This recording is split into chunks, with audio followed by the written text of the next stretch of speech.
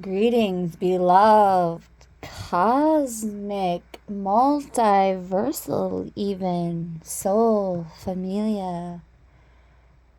Thank you so very much for tuning in whenever you tune in, from wherever you tune in. I realize that during this time of year, whether you are in the northern or the southern hemisphere, you are likely traveling at this time due to the seasonal festivities. And so I bring you yet another blackout session so that you can tune in from any time and from anywhere in a safe manner. From the highway to the workplace, keeping it safe, and of course, always authentic. Thank you, higher selves, for surrounding us in your light of protection throughout our day, as it is at our side and guiding our words and actions to come from a place of love, clearing our energy and vibration completely of negative thoughts and beliefs, releasing fears and self-limiting beliefs, helping us to fully and completely experience love, light, and joy that is present in every moment, and guiding our path for our highest and greatest good. So it is.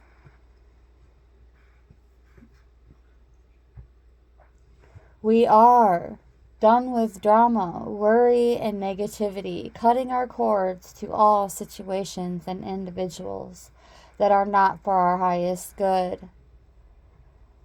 Thank you, higher selves, for helping us to raise our vibration and get back in touch with our angelic bandwidth.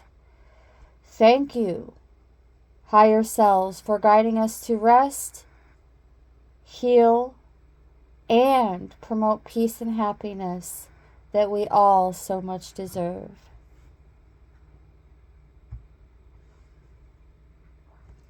Help us to continue to disconnect from those that no longer resonate with us, helping us to trust our intuitions and our feelings and be honest with ourselves if the behavior of another causes us to hurt and upset, helping us to know when it's okay to let go and move on to more supportive connections. Thank you, higher selves, for helping us stay strong and resolute in always respecting and loving ourselves as well as one another.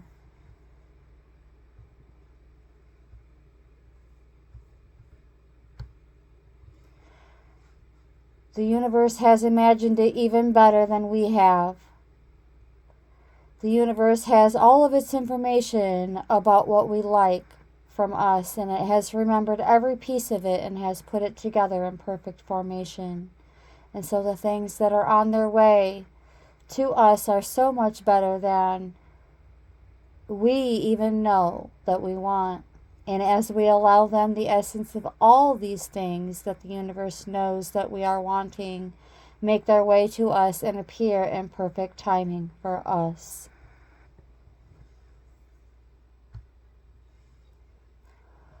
This is a magnificent multiverse. The multiverse is bringing all good things to us. The multiverse is conspiring for us in all things. The universe is supporting us in everything we do.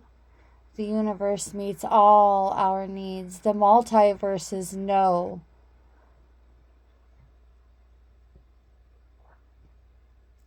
Everything is going to be all right, as the multiverse is making a way for us right now. The multiverses are saying to give ourselves the time, space, and intention to withdraw, re-nourish, and renew ourselves replenish our energies, and use them to bring love, light, and inspiration to our own life and that of others, and keep moving onward and upward as we live in a multiverse of multiverses that responds to what we believe. And we are not in the multiverses, we are the multiverses and an intrinsic part of it all. Ultimately, we are not a person but a focal point where the multiverses are becoming conscious of themselves. What an amazing miracle. We are the multiverses expressing themselves in a human form for a little while. These are all plural forms of quotes from many great teachers.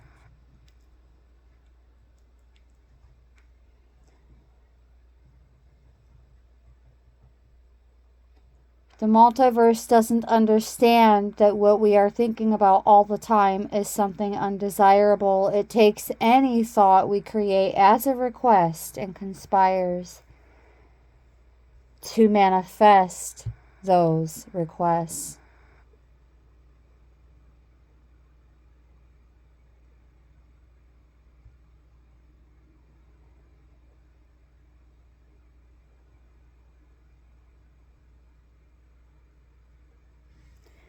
Dear higher selves, please send the perfect people into our lives right now. Connect us with people who share our vision for the future so that together we can make dreams come true.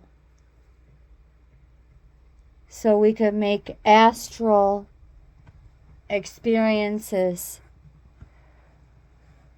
and our 3D experiences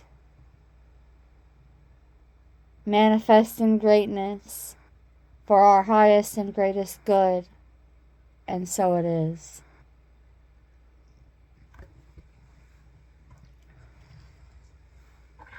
I'm going to go ahead now and light the palo. And we're going to go right into the cards.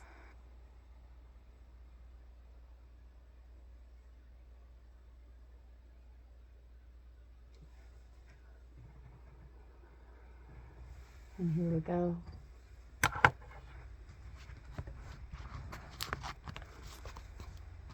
Let's see what messages are meant for us to hear at this time.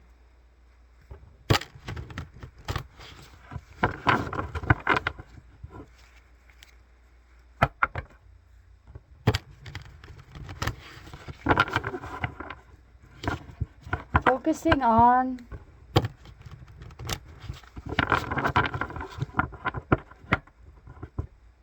mastery, self-mastery,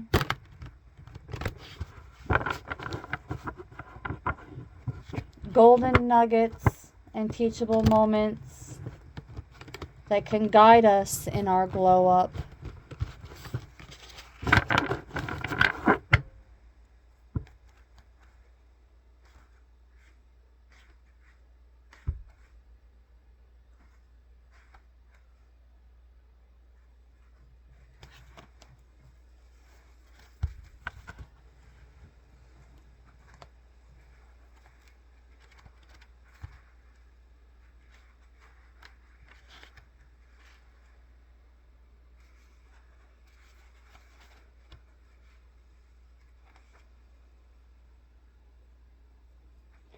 While we share common traits with all other living entities and are indeed linked to them in so many ways, our humanity is probably best defined by our awareness of ourselves. We alone can look up at the sky and contemplate our role in the universe. We alone have the freedom of choice and the capability of rational thought beyond survival and procreation. We alone can question relative values and choose right from wrong.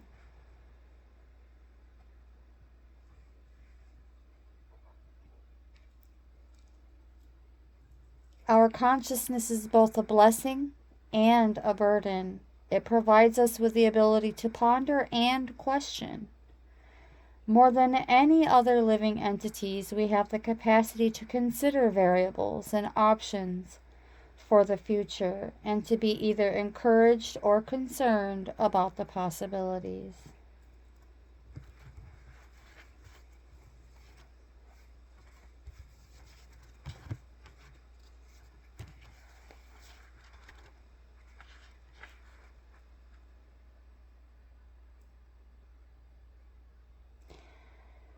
A time of self-examination. The answer to who we are can have multiple answers, and those answers may change from time or with time and circumstances. We wear our various masks to falsely reflect or truthfully portray the myriad versions of what we are or can be. A reflection of our many selves. We are personas within personas, and any of which can be the prominent or visible facsimile we choose to outwardly project at any given moment. By deliberate choice or emotional reaction, we reach out and choose one of many masks. In this scene, a plain and a flamboyant choice is available. But in truth, there are so many others. The danger is that on some occasions we are not in control. Outside influences can provoke emotional states. It is then at our vulnerable moments that the masks choose us.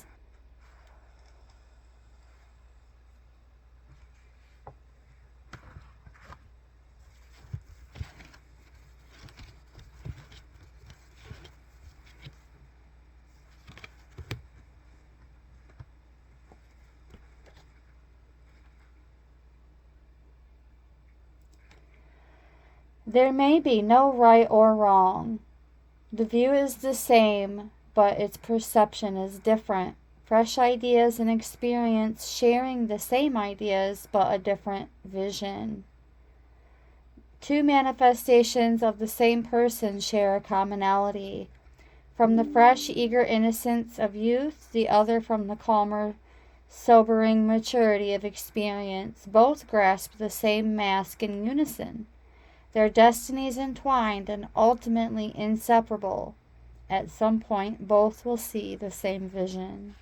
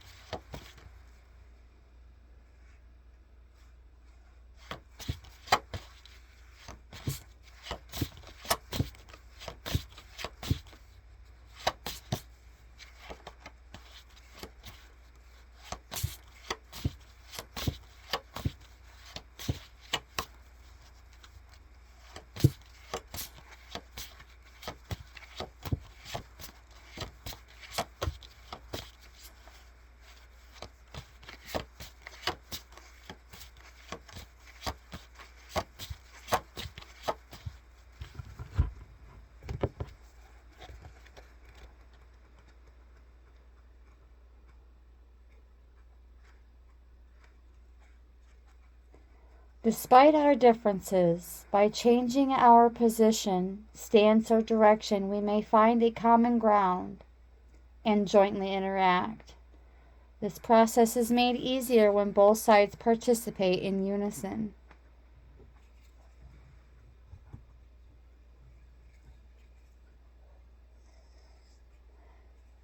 Strength and motion combine, and in one instant,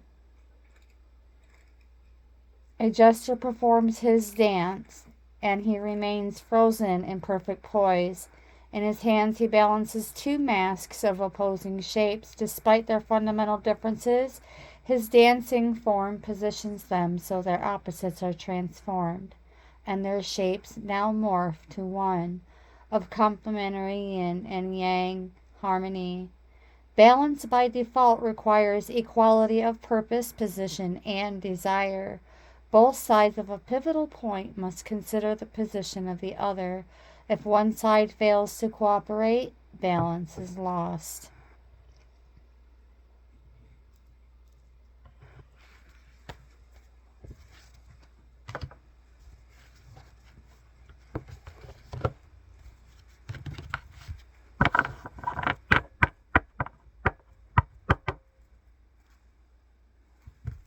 One more card from Oracle of Visions, and then we are going to move on to another deck. I'm currently undecided on which one.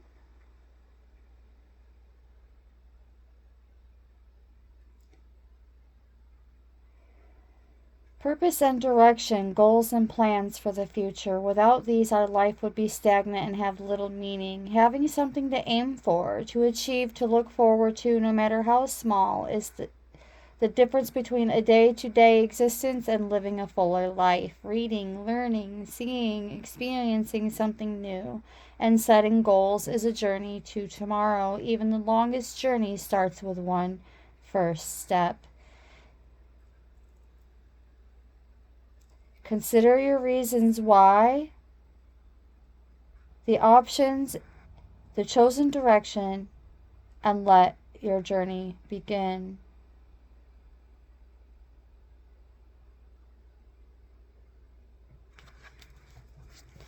So what I see here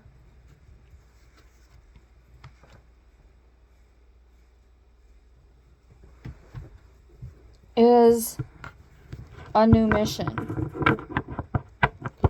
that no longer requires the collective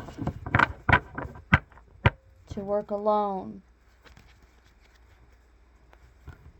Of course, that alone time with Source will never stop being imperative and important on our soul's missions. But opportunity for collaboration, for something way bigger than the mundane, is coming through.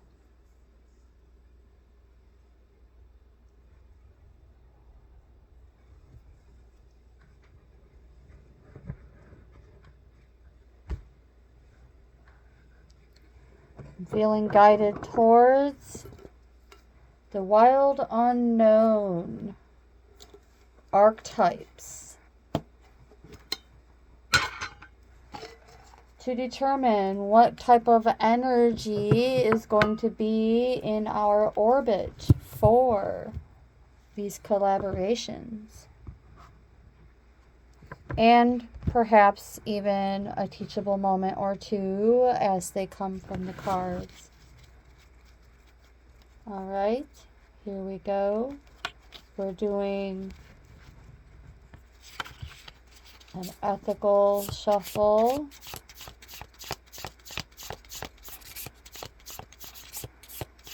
Gentle and easy on the cards.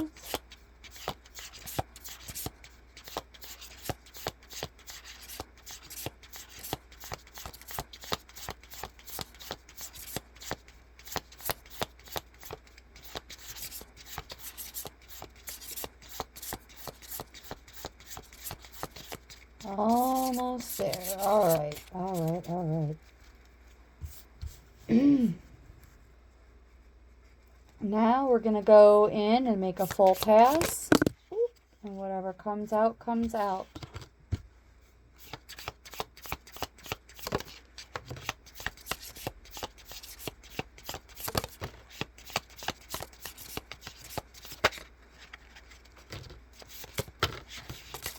Wow, this is a lot.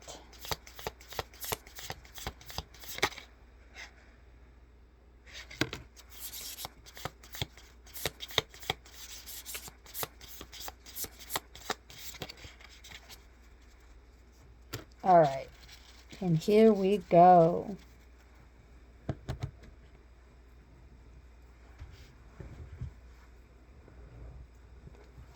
Archetypes, aspects, golden nuggets, and teachable moments coming in for the collective. We have Aletheia.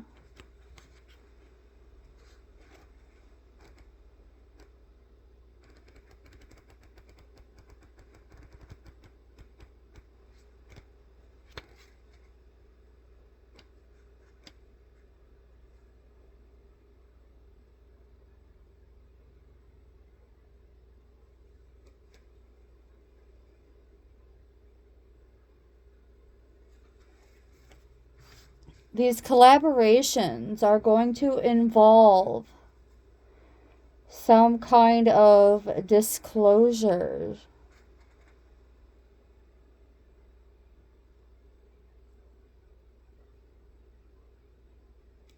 So what I'm seeing here is that not everything that we learn from these experiences is meant to be inclusive.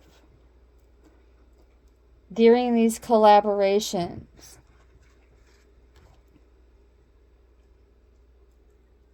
there are going to be experiences meant to be sub rosa. Different truths that are only meant for us.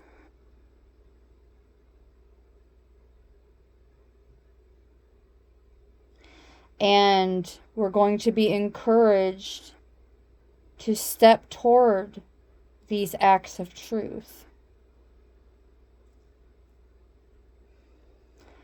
There will be conversations, gestures, poetic acts, or even a ritual that honors this unveiling of what's been concealed.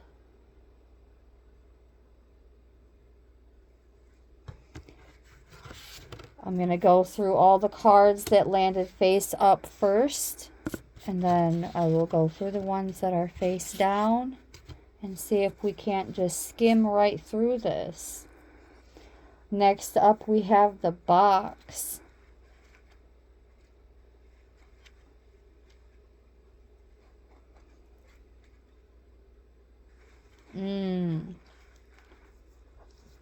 These experiences and collaborations are going to require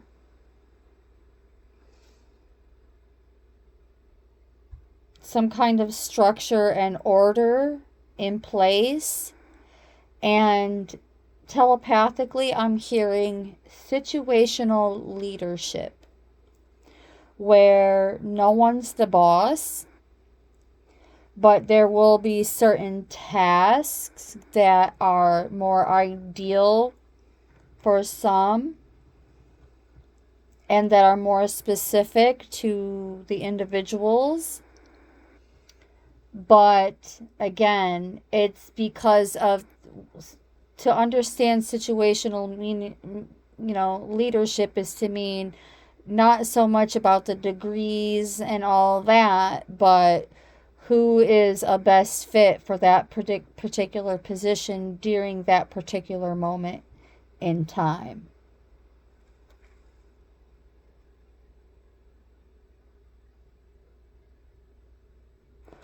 Being required to move outside of the box.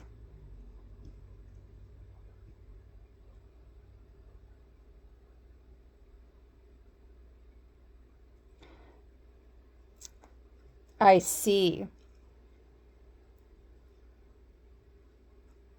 It is exhilarating, expansive, and destabilizing. Others will wonder what we are doing and why. And we may too. This is part of the process. But again, I'm being guided telepathically through higher selves to share that this is not every bit of the experiences, but some parts of these experiences,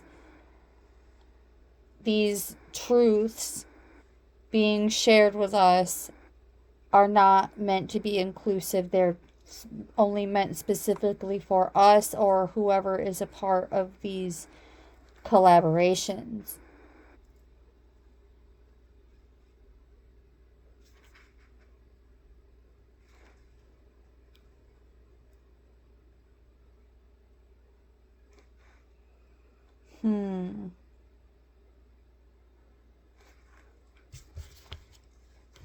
All right, we have the ocean.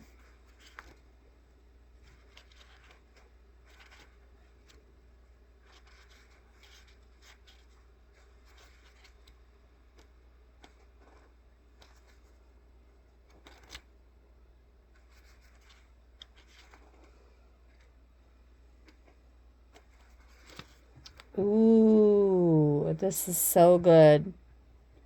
So good.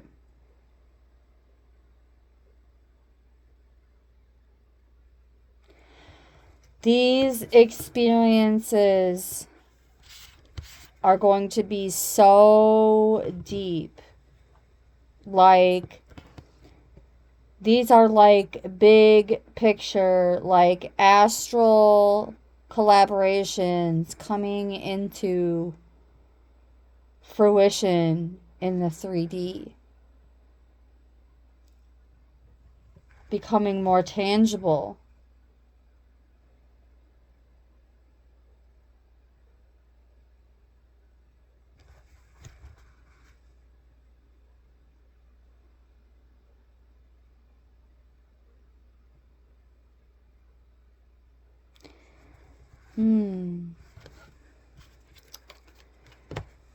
Behind that, we have the poet.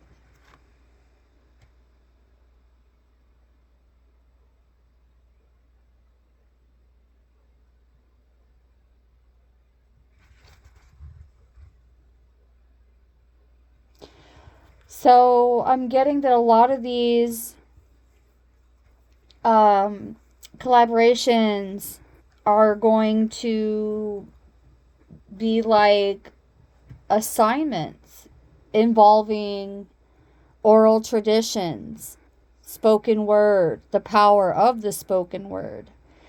And some experiences are going to require more of a group effort than others, but either way, all of these experiences are going to involve others. Nevertheless, whether it's a requirement or not, it's just going to be fluid and natural, harmonizing all of our voices coming together at different points. And I'm getting even some public speaking, which is why I said some, but not all of the truths revealed are meant to be kept sub rosa, under the rose, kept quiet, held sacred. Not secretive in a sneaky way, though. Not with the poet card.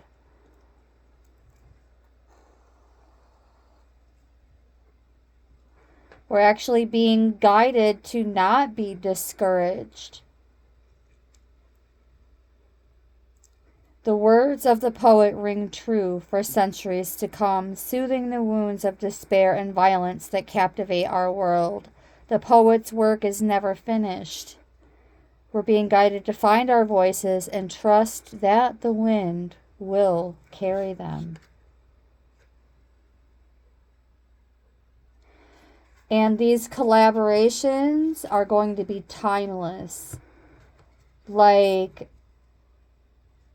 our children's great grandchildren will know of these events. Obviously, not every last detail, but they will know of these events in a profoundly beneficial kind of way here.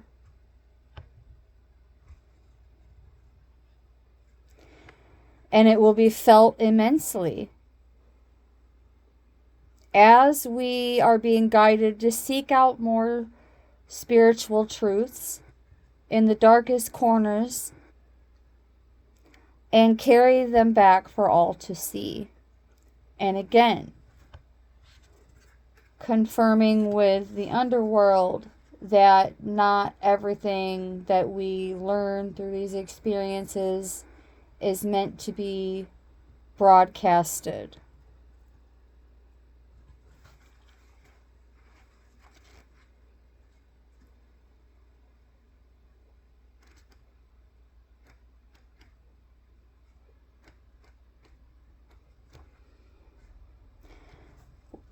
Yes. This is a call for us to be brave. To be brave. And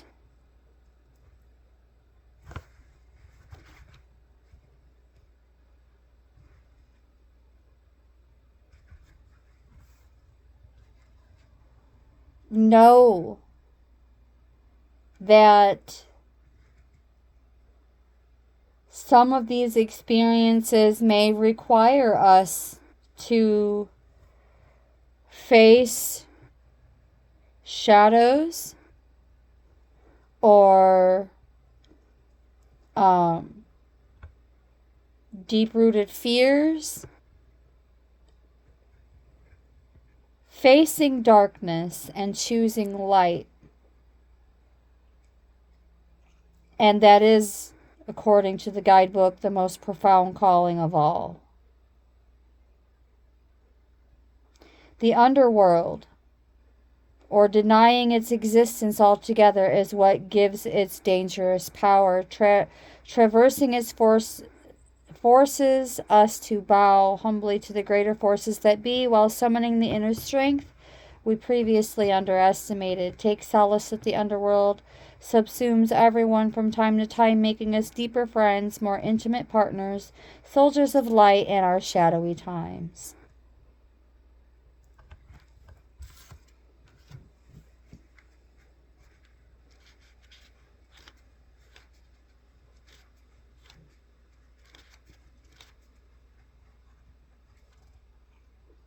And we have the siren.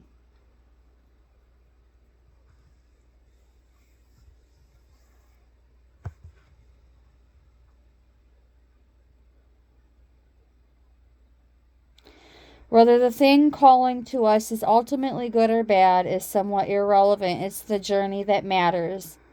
And the work of the siren is to take us on a deep psychic descent. Following her song, we go down, down, down to a place where lessons are learned and courage must be rallied to find our way back to dry land. Try as we might, resisting the call may not even be an option unless, like Odysseus, we bind our hands to the mast of our ship. It is likely, though, that falling for her call is the only way we will come to live more fully on the surface. And what this is giving me is to not to literally fall submissive to a siren or to lust or a spell of desire and longing, that sweet allure,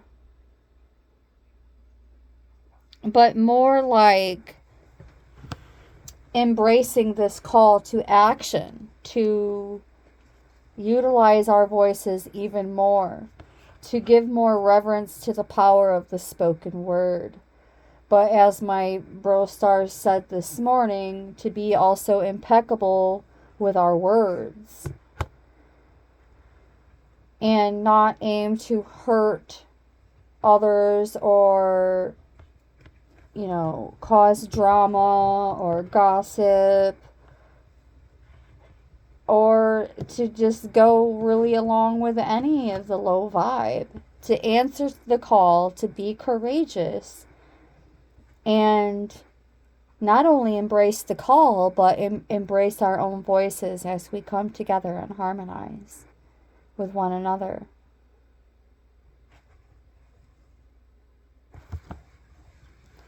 All right, now we're going to take a look at the cards that were face down. And first up, we have the King.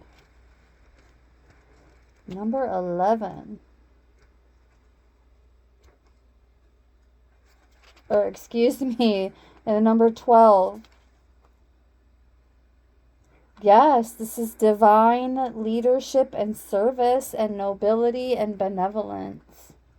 I'm feeling guided to actually read from the guidebook on this one.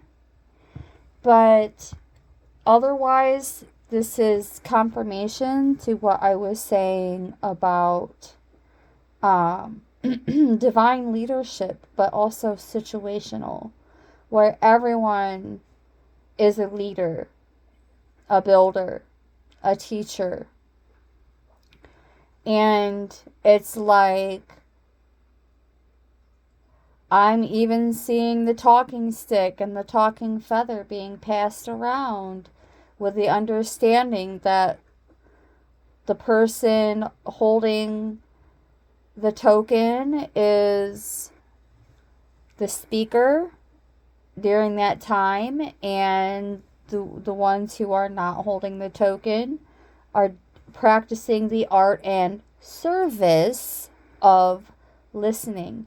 Part of being of service is to practice good listening skills. And then, of course, the troubleshooting factor comes in as well. Like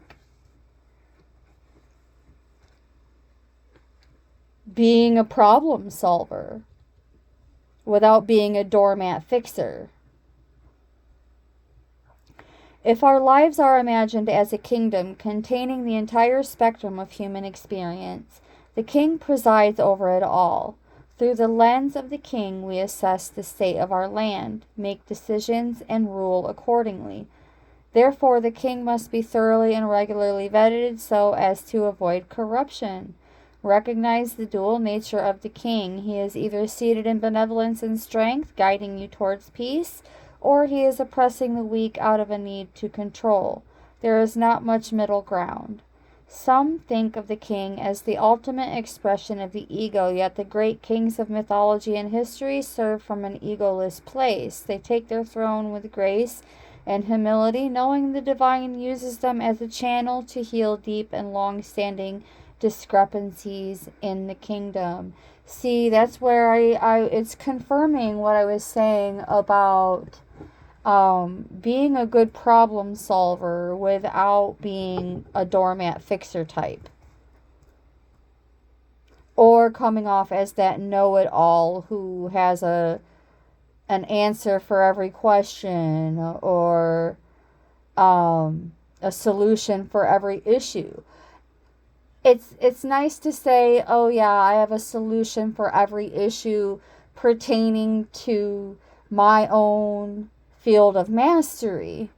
But that's what makes a person ingenious to begin with, is to just know a lot about one particular field or practice. And that's what I'm saying. When it comes to situational leadership, it's not about the degrees and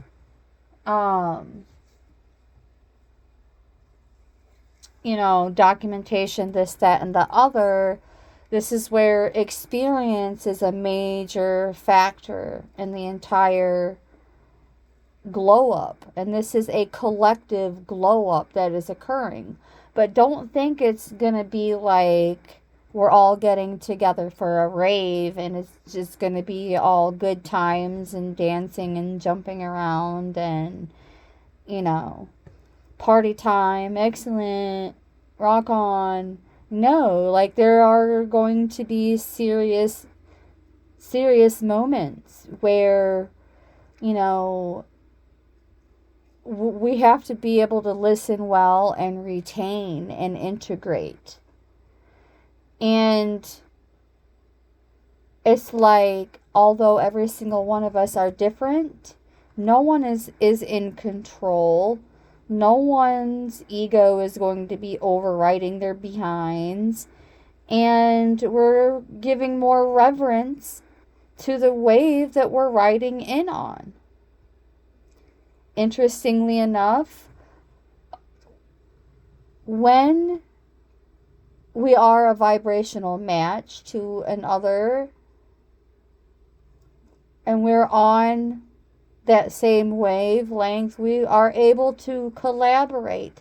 Even if we like slip off and then slip back on, because being the fragmental entanglements that we are, there are occasional times where we're going to make a little bit of a dip and that frequency is going to drop. Or some of us might actually, shoot a little higher in the bandwidth. But just know that we're all together on this. And every single one of our voices and every single one of our voices and forms of leadership are important.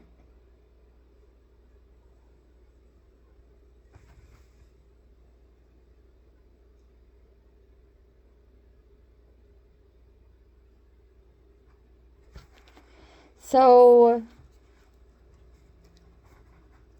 coming from a place of authenticity with that king as well, versus scrambling to uphold an image. Behind the king, we have the crone.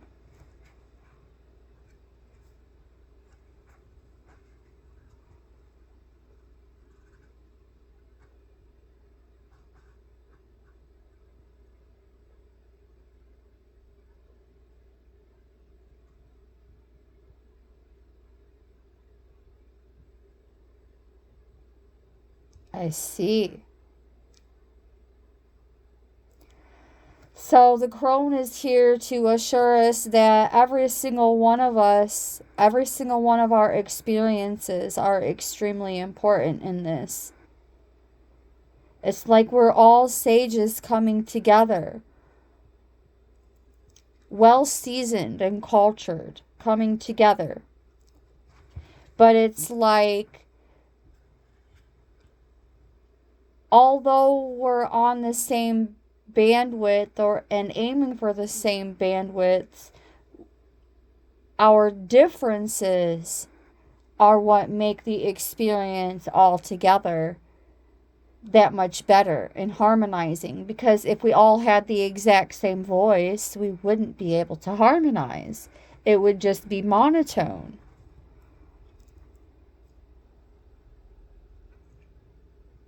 So being openly 100% authentically and sincerely accepting of one another, our voices, our experiences, and what that has to contribute to the whole. The crone has seen it all. Nothing frightens or surprises her. She is the final manifestation in the feminine trifecta of Maiden Mother Crone. In her long life, she's witnessed endless cycles of DEATH, SEX, failure, rebirth, conflict, and regeneration, giving her the ability to rise above the world of duality. And I sincerely believe that we're popping in and out of regeneration into a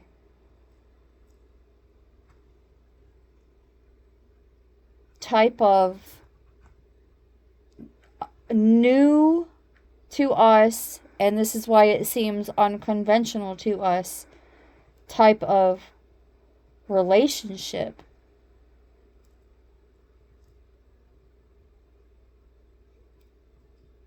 Seeing all things as sacred. The crone, she laughs at notions of good or bad, right or wrong, as she has seen the earth churning, smoldering, taking life, and giving life. The crone energy accepts everything in, devouring beauty and suffering with the same mouth, using their energy to reveal hidden secrets and knowledge. Her energy resides in all of us, though it is feared by most for its power and unconventional relationship with DEATH and the macabre. Awakening the crone is dangerously rich and unapologetically magic.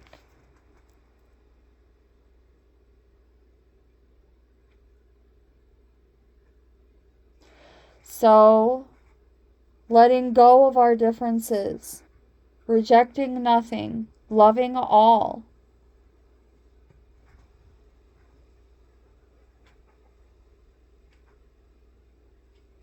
The master of letting go.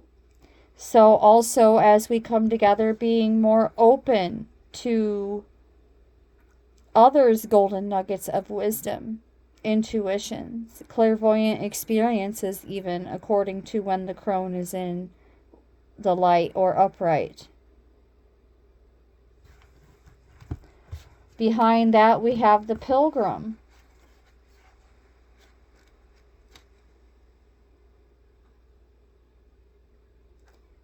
Ooh, yes. I'm hearing multiple pilgrimages, but not what one would first think, or even what they would think second, knowing that their first thought was incorrect when it comes to pilgrimage. This is, you can go on an astral pilgrimage. Like when you think you're dreaming, but you're astral planing and going through different experiences and what you believe to be your dreams with others, that's a pilgrimage. And what you are doing in that astral is the assignment.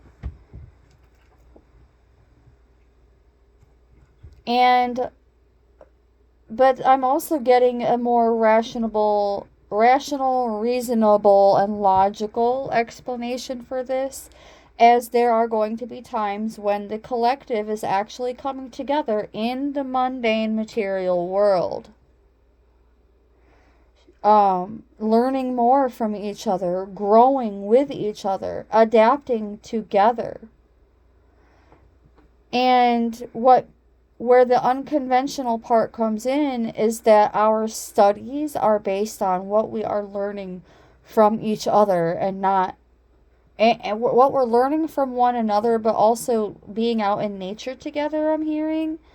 That is far more impactful than what we could ever learn from a book.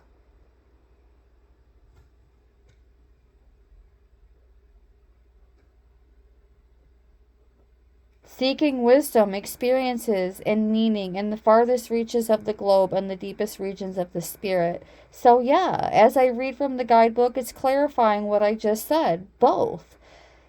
Going on little side quests and adventures in the astrals as well as in the material realms.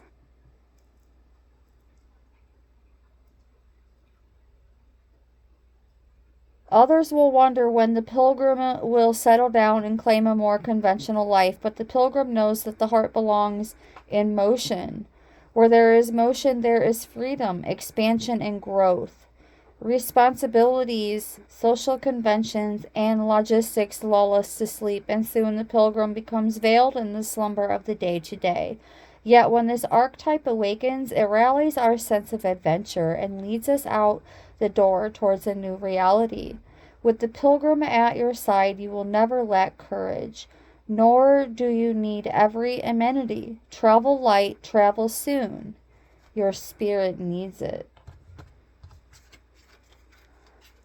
And behind the pilgrim, we have the venom.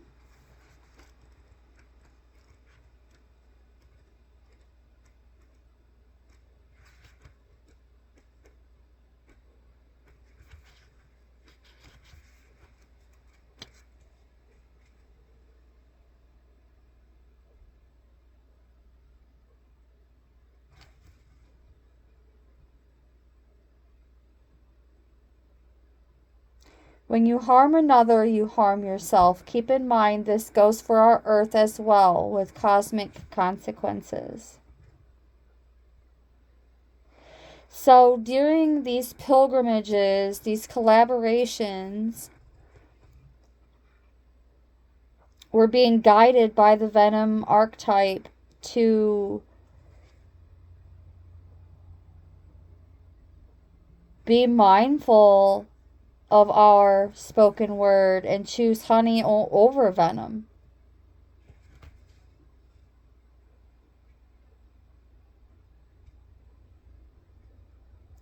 Its toxic presence may be found in our relationships, thoughts, speech, or environment. Thankfully, the cycle of purification and detoxification comes so naturally that it is built into our every exhale.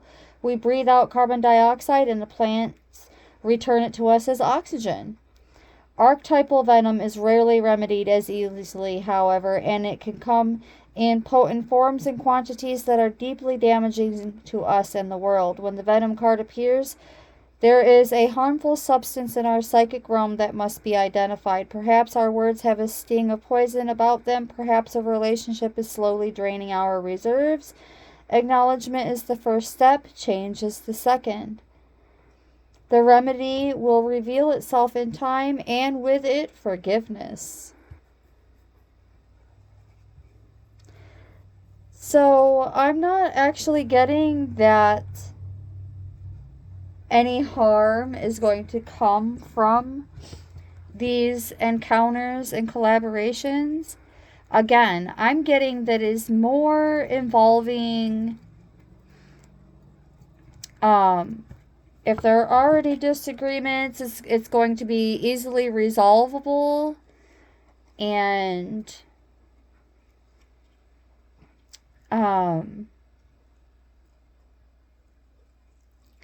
it's giving me like the venom isn't even going to have a chance to penetrate, let alone take hold. I'm hearing demonstrating emotional maturity. So, demonstrating emotional maturity will prevent any harm or otherwise disruptions of any major degree during these encounters. And the final card for this message we have here is the Mentor.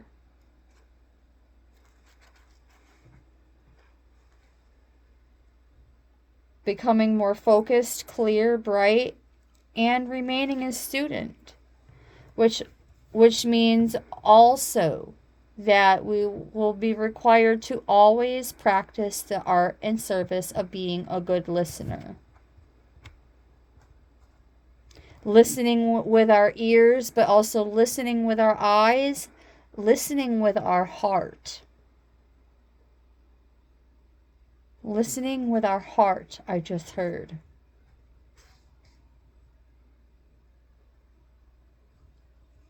It is said that cosmic knowledge pours down on the world like a great illuminated waterfall. This can be an overwhelming force.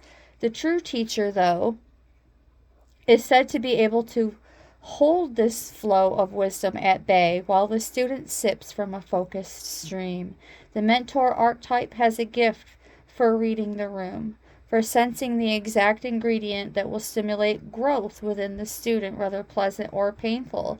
And now I'm getting the adage about leaving an environment and a space in even better condition than when we entered.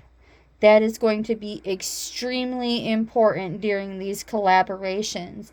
The importance of that, of being organized, having some kind of semblance in order here. And everyone doing their fair share to ensure that. And by doing so, I'm hearing that it's eliminating distractions. Eliminating any and all distractions and keeping things in order in some form of semblance. Everyone will have their opportunities to share and speak and guide and teach and build and lead.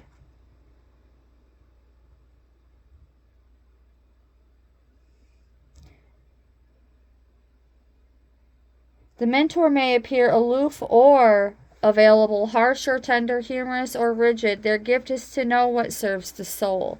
Ultimately, the mentor is in service of the greater cosmic good and aids in the elevation of consciousness. And we know, beloved, we don't even have to say that we agree. We just agree that we are thinking beyond just the cosmic. We're thinking on all of creation, all multiverses, parallels, and any otherwise. Being in service of the greater multiversal collective good and aiding in the elevation of our consciousness, raising our energy, frequency, and vibration. And anytime the mentor forgets this humble link and mistakes themselves for the source of enlightenment, the archetype falls into shadow.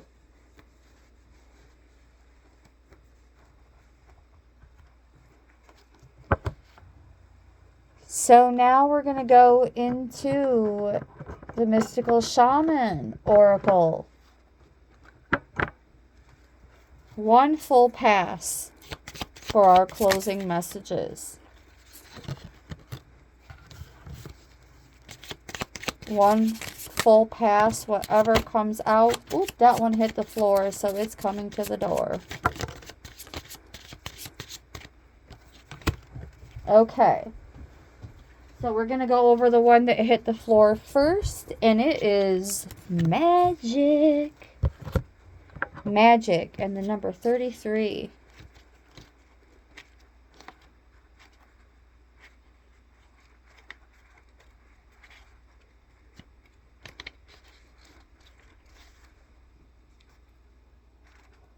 And I'm feeling guided to read the invitation for all of the upright cards, and then the medicine for the one card that is in reverse, which is actually a good one to have in reverse because, well, I mean, you'll find out when we get to it. All right, the invitation for magic. We are invited to see the world through the eyes of wonder and awe, taking on the innocence of a child who knows all things are possible. Infinite potential exists in the great mind, and we are being invited to call it in and recognize the dance and synchronistic events, signs, symbols, and omens given to us through the oracle of the ordinary world. This is a sign that Spirit is reminding us that we can co-create our world in a sacred partnership. So this is confirmation of what I was saying about these divine relationships and collaborations coming together, coming into fruition. Our part is to dream, to intend, and to watch for the signs that show us what next action to take. This is what I was saying earlier about just being in the flow and just going with it. Right now it appears that we are on the right track to make our dreams come true. Although there is also that semblance with the king.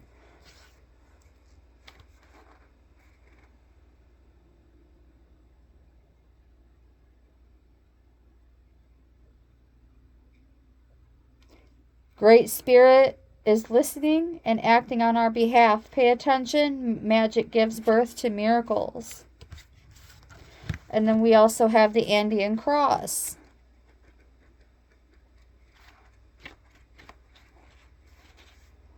Announcing the start to a great journey. Time to raise our gaze from the mundane day-to-day to that which until now has seemed beyond our grasp. Allow new wisdom to guide you and stop trying to make sense of it all before you respond with a resounding yes.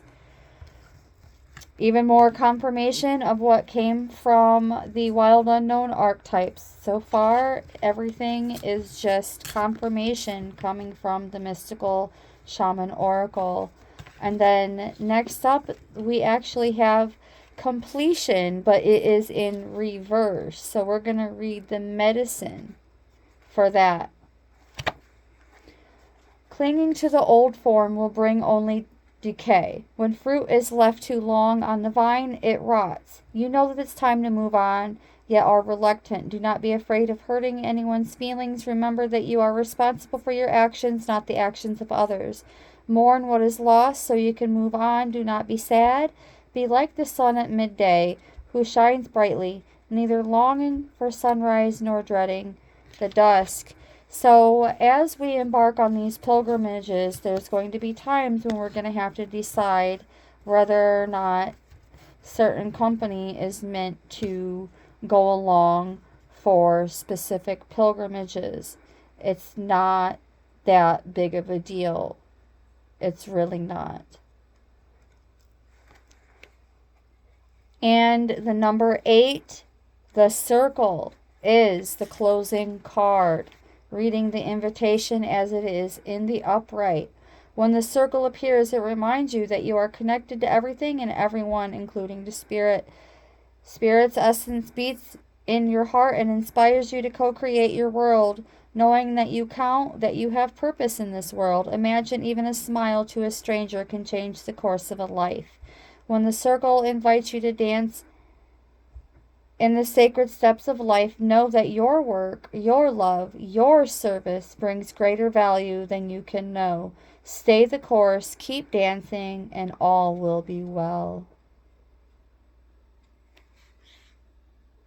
And I'm also feeling guided to read the essence because this is the perfect close, confirmation, and clarification of everything that I've been saying all throughout in terms of these divine relationships and collaborations coming in.